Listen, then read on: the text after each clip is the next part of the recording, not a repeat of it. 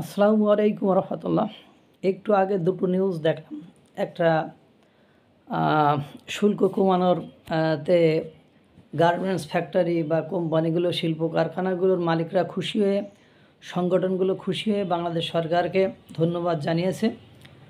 সেই অনুষ্ঠানে ডক্টর খলিলুর রহমান একটা জটিল কঠিন দুর্বোধ্য কথা বলে ফেলেছেন যে বাংলাদেশের মার্কিন যুক্তরাষ্ট্রের সাথে যে আলোচনা হয়েছে, বৈঠক হয়েছে, সেই বৈঠকে শুধু শুল্ক বিষয়ে কথা হয়নি, শুল্কের পাশাপাশি বাংলাদেশের নিরাপত্তা বিষয় এবং জাতীয় নীতি নিয়ে আলোচনা হয়েছে। এখন আমাদের জানতে ইচ্ছে করছে যে কি জাতীয় নিরাপত্তা নিয়ে কথা হয়েছে, সেক্ষেত্রে কি দিতে চাইছে, কি নিতে চাইছে, বা কি মানে ফ্যাসিলিটিস তারা পাবে, এইটা নিয়ে আলোচনা হয়েছে। এখনই শুনলাম মেঘমল্লার বসু, বামপন্থী নেতা, তিনি বলছেন বাংলাদেশ কবে ইন্টারিম গভর্নমেন্টের বাপের মুলুক হয়ে গিয়েছে, যে আমাদেরকে না জানিয়ে আমাদেরকে অন্ধকারে রেখে দেশ বিক্রি চুক্তি করবে। এই চুক্তি করার অধিকার বা রাইট কে তাদেরকে দিয়েছে? কারণ এই অধিকার তাদেরকে দেওয়া হয়নি।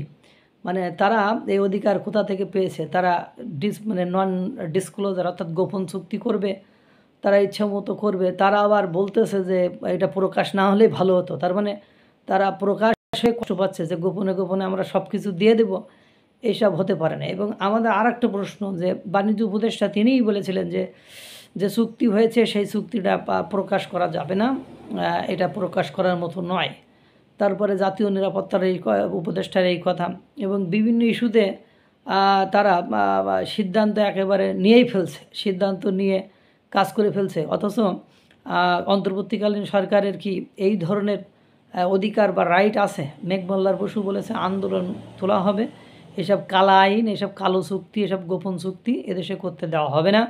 প্রয়োজনে মাঠে আবার যুদ্ধ হবে, আবার নামা হবে। যদিও মেঘমল্লার বসুরা এইসব নিয়ে আন্দোলন করে, কিন্তু দুর্ভাগ্য হলো সত্য, আপনারা দেখেছেন যে এটা নিয়ে বামপন্থীরা এসে চট্টগ্রাম বন্দর হোক, জাতীয় মানবাধিকার কার্যালয় হোক, বা যে কোনো গোপন চুক্তি হোক, সব বিষয় নিয়ে বামপন্থীরা কথা বললেও ইসলামপন্থী এবং এনসিপি এরা কিন্তু একবারও কথা বলছে না। মাঝে মাঝে বিএনপি দুই একবার মনের ভুলে বলে ফেলে, কিন্তু এনসিপি আর ইসলামপন্থীরা একবারও কিন্তু ডক্টর ইউনূসের বিরুদ্ধে এই ধরনের কথা বলে না। তার মানে কি?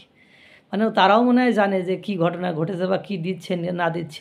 আল্লাহ তাআলা সকলকে ভালো রাখুক, সুস্থ রাখুক। আসসালামু আলাইকুম রহমতুল্লাহ।